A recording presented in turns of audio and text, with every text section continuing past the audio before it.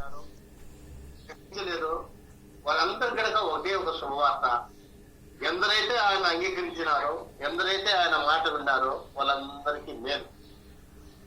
వాళ్ళు ఈ భూమి మీద బతికి ఉన్నప్పటికీ మేలే, వాళ్ళు చనిపోయినప్పటికీ మేలే, వాళ్ళకు యుగ యుగములు మేలే మేలు మేలు మేలు. అదే కీర్తనకారుడు అక్కడ ఏం చెప్తున్నాడు, రండి యెహోవాను గురించి ఉత్సాహం చేయడము, మన రక్షణను బట్టి సంతోషగానం చేయడము, కృతజ్ఞాస్తుతులతో ఆయన సన్నిధికి వచ్చేదము. ఇంకేం చెప్తున్నాడు ఏమవుతుందో, రండి నమస్కారం చేసి సాగిలపడదము, మనమును సృజించిన యెహోవా సన్నిధిని మోకరించడము. మనం సృజించింది ఎవరైనా? యెహోవా. యెహోవా అంటే ప్రభు అయిన యేసుక్రీస్తు. ప్రభు అయిన యేసుక్రీస్తు అంటే పరిశుద్ధాత్మ దేవుడు, మన మధ్య సంతరిస్తున్న దేవుడు. ఎక్కడైతే మనం కూడి ఆయన నామం ముందు ప్రార్థిస్తున్నామో అక్కడ మన మధ్యలో ఉన్న దేవుడు. అది ఆయన అందరికీ అంతటా ఉండగలిగిన దేవుడు. కాబట్టి మన హృదయాన్ని ఆయన మనం సంతోషగానంతో ఆయన సేవించాలి. మనం ఆయన కృతజ్ఞాస్తుతులు చెల్లించాలి. ఆయన మనం అనుకుంటున్నాడు అది లేదు ఇది లేదు, మనం కృతజ్ఞాస్తుతులు కాదు. మనం సృష్టించినాడు, మన వెనక రచించినాడు, ఆయన నామమును మనము నమ్మి బాప్తిసం పొందాం. సంపూర్ణంగా మనం అంగీకరించాం. కాబట్టి మనం ఏం చేయాలా? మన పూర్ణాత్మతో, పూర్ణ శక్తితో, పూర్ణ బలముతో ఆయన ఏం చేయాలి? మనం సేవించాలా, ఆయనకు కృతజ్ఞతాస్తులు చెల్లించాలి. అలా తెలిసింది ఏమంటున్నాడు నీకు, నేడు మీరు ఆయన మాట అంగీకరించడంలో ఎంతో మేలు. అరణ్య మందు మెరీబా వద్ద ఆయన కట్టపడుతున్నట్లు ఆయన అరువు చాలా కష్టపడుతున్నారు. ఈ యొక్క ఇశ్రాయేల్ వచ్చేసి బానిసత్వం నుంచి, ఐగుప్తు నుంచి విడుదల దయచేసి ఎక్కడికి వచ్చాడు? ఎక్కడికి తీసుకోవాలన్నా కనాను తీసుకోవాలా. అది యాక్చువల్లీ చూసినట్లయితే 11 రోజులు తిండి అక్కడ 11 రోజులు అయితే కనాను వెళ్ళిపోవచ్చు డైరెక్ట్. కానీ దేవుడు 40 సంవత్సరాలు ఎందుకు పెట్టాడు? దేవుడు 40 సంవత్సరాలు ఎందుకు పెట్టాడు? వాళ్ళకు ఒక ఎక్స్పీరియన్స్ రావాలి, ఒక అనుభవం రావాలి. దేవుడు అంటే ఎవరయ్యా, ఏంటది, ఎట్లాంటి పరిస్థితుల్లో ఉన్నా, ఎన్ని కష్టాలు వచ్చినా, ఎన్ని చేసినా కానీ, ఇబ్బందులు వచ్చినా కానీ దేవుడు ప్రతి ఒక్క సాట వాళ్ళకు సహాయం చేస్తూ వాళ్ళను మలుచుకుంటూ వాళ్ళ హృదయాన్ని సరి చేస్తూ వస్తే ఆఖరికి నాయకుడు కూడా తప్పినాడు. ఎవరా నాయకుడు? ఎవరు మా నాయకుడు? మోషే తప్పినాడు. ఇంకా టెన్షన్ వచ్చేసింది మోషేకి. అయ్యా పోయి నువ్వు బండతో మాట్లాడు, నీళ్ళు వస్తాయంటే కోపంతో పోయి బండలో కొట్టాడు. అప్పుడే చెప్పాడు, అయ్యా నువ్వు కూడా కనాను దేశానికి పోలే, నువ్వు కూడా నువ్వు నాయకుడివే, 40 సంవత్సరాలు నడిపించినావే, అన్నీ చేసినావు. అయినప్పటికీ నువ్వేం చేసినావు? అక్కడ ఓపిక నశించిపోయింది, నీ సహనం నశించిపోయింది. నేను పోయి నేను బండతో మాట్లాడమన్నాడు. మాట్లాడమంటే ఏమన్నావు నువ్వు? బండను కొట్టమని చెప్పలేదు. బండను కొట్టప్పుడు కొట్టాడు, అప్పుడు నీళ్ళు వస్తాయి. కానీ బండతో మాట్లాడినప్పుడు కానీ నువ్వు కొట్టావు. ఇది కాబట్టి దేవాదేవునికి మనం ఆఖరి వరకు రక్షించమన్నా, మనం ఆఖరి వరకు ఏం చేయాలా? ఆయన ఎటువంటి పరిస్థితుల్లో ఆయన వదలకుండా ఉన్నప్పుడే మనం నిత్య జీవానికి వాసి. మొట్టమొదటిగా మనం ఆయన ఎగినాము, మీరందరూ ధన్యులు. ఆయన్ను ఆరాధించడానికి ఇక్కడికి వచ్చినారు, మరీ ధన్యులు. ఆయన కృతజ్ఞాస్తుతుల్లో కీర్తనలు పాడినారు, మరీ ధన్యులు. ఆయన మాటను ఆఖరి వరకు పాటించేసి మరీ. అలా చేసేటప్పుడు మనకేం దొరుకుతుందంట? యెషయా గ్రంథం 1వ అధ్యాయం 19వ వచనం. యెషయా గ్రంథం 1వ అధ్యాయం 19వ వచనం. మీరు సమ్మతించి నా మాట వినేలా మీరు భూమి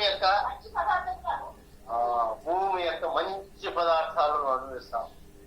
ఆయన మాట వినాలా, సమ్మతించాలా, ఆయనతో ఏకీభవించాలా, ఆయనతో నువ్వు సహవాసం చేయాలి. ఎవరితో చేయాలా? ఆయనతో నువ్వు సహవాసం చేయాలి. అప్పుడేముంటుంది? నీకు భూమి ముందుల మంచి పదార్థాలు నీకు అనుభవిస్తావు. అందరికి దొరుకుతాయి మంచి పదార్థాలు లోకంలో, కానీ అనుభవించకుండా చాలా మంది ఉన్నారు. ఏమొస్తాయి వాళ్ళకు? ఏమొస్తాయమ్మా? శారీరక రుగ్మతలు వస్తాయి. మంచి మంచి పదార్థాలు ముందు పెట్టారు. అయా ఇది తినేది, ఇది ఫలాన్ని ఇది తినేదండి. దాన్ని అనుభవించడానికి కదా దేవుడి యొక్క ఆజ్ఞ కావాలమ్మా. వాళ్ళకి అన్నీ ఉంటాయి, పిల్లలు అన్నీ ఉంటాయి, పెట్టు చేయాలా? డెవలప్ పెట్టడం నిద్ర వస్తుందా? రాలా. అదే కట్టికి 4 మొగుడికి నిద్ర బాగా వస్తుంది. కష్టపడి పని చేసి కడిగిన వాళ్ళు నిద్ర బాగా వస్తుంది కదా లోకంలో. కానీ అందరూ డెవలప్ పెట్టు ఏసీలు గీసీలు పెట్టుకుంటారు. వాడు ఇటు చూసుకుంటా తలారిపోతారు. కాబట్టి దేవుడు దేనికైనా కానీ ఒక ముద్ద నువ్వు మింగాలంటే దానికి కూడా దేవాదేవుని ఆజ్ఞ కావాల్సిందే. మనకు అది గ్రహించడం లేదు ప్రజలు. అంతా ఉంటుంది, నేను ఏం చేస్తానులే అది చేస్తానులే, ఆ డాక్టర్ పట్టుకుంటే ఈ డాక్టర్ని పట్టుకుంటా అవుతుంటే మనుషుల మీద ఆధారపడి దేవునికి దూరంగా వెళ్ళిపోతుంది.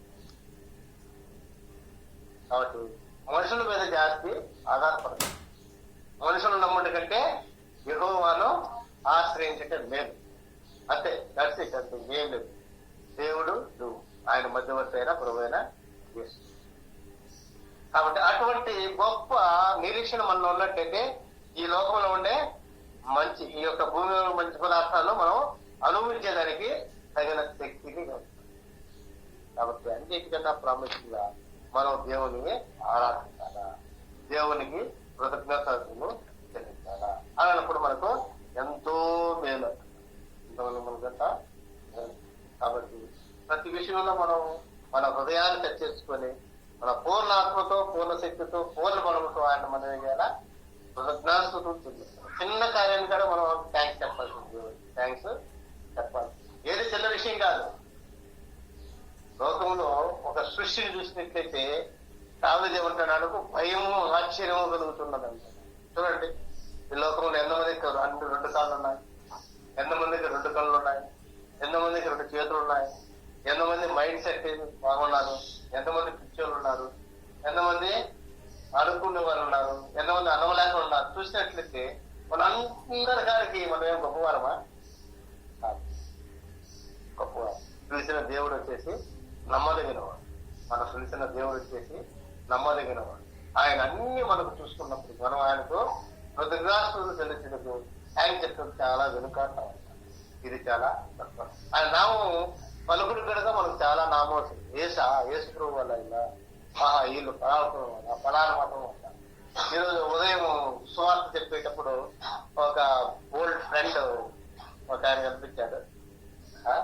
ఆయన అంటే 68 years ఉంటాయి ఆయనకు. కానీ మా ఫ్రెండ్స్ వచ్చేసి చేస్తూ ఉండేవాళ్ళు 68 years ఆయన ఉంటాయి. ఆయన వచ్చి వస్తాడు, పెద్ద అన్నగారు వస్తాడు, ఆయన తీసుకుంటాడు మిగతా వాక్యం అంతా. రా చదువుకున్నారా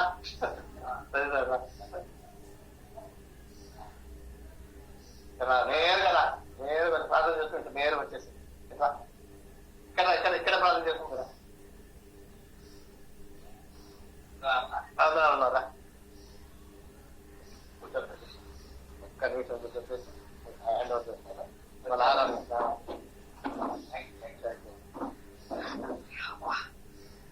సో ఆ వ్యక్తి అంటున్నాడు, నేను మెడిటేషన్ ప్రార్థన చేస్తాను. ఆ వ్యక్తి అంటున్నాడు, నేను ఏం చేస్తున్నాను? మెడిటేషన్ చేస్తున్నాను. నేను నిత్య జీవనానికి పోగలుగుతాను. సాధ్యమా? నువ్వు ఎన్ని మెడిటేషన్ చేయి, ఎన్ని యోగాలు చేయి, ఎన్ని యజ్ఞాలు చేయి, నో వే. అదే చెప్పాడు అపోస్తల కార్యంలో 4వ అధ్యాయం 12వ వచనం. అపోస్తల కార్యములో 4వ అధ్యాయం 12వ వచనం. మరి ఎవరి వలన రక్షణ కలగదు? ఈ నామమునే మనం రక్షణ పొందవలని ఆకాశం కింద మనుషుల్లో ఇవ్వబడిన ఏ నామంలో రక్షణ లేదమ్మా. స్పష్టంగా రాసిన వాక్యం. ఏ దాంట్లో రక్షణ లేదు. కేవలం యేసు అనే దాంట్లోనే నీకు నాకు రక్షణ. యేసు ప్రభు అనే కులానికి, మతానికి, జాతికి చెందినవాడు కాదు. ఒకటి దేవుడు అనేవాడు ఒక్కడే. దేవుళ్ళు అన్నదానికి పోయినట్టే. దేవుడు అనేవాడు ఒక్కడే. ఆయన మన ప్రభువైన యేసు. ఇది మన దృఢ నిశ్చయం, దృఢ సంకల్పం. ఆయనే మహాగణుడు, మహోన్నతుడు, నిత్య నివాసి అన్నాం ఉండగా. ఆయనే మహాగణుడు, మహోన్నతుడు, నిత్య నివాసి. కాబట్టి అటువంటి కృప, ప్రేమ గల దేవుని మనం ఏం చేయాలి? ఈరోజు ఆరాధించాలి. ఆరాధించే మనకి ఏమవుతుంది? నీకు నాకు ఎంతో ఉంది. అటువంటి ఆరాధనలో మనం పాల్గొన్నాం. ప్రతి ఒక్కరు ఆరాధించే చిన్నగా క్లుప్తంగా ఆరాధించండి. 2 విషయాలు కూడా ఆరాధించే ప్రాబ్లం. కాబట్టి అందరూ చిన్న పనులకు పడ్డాయి.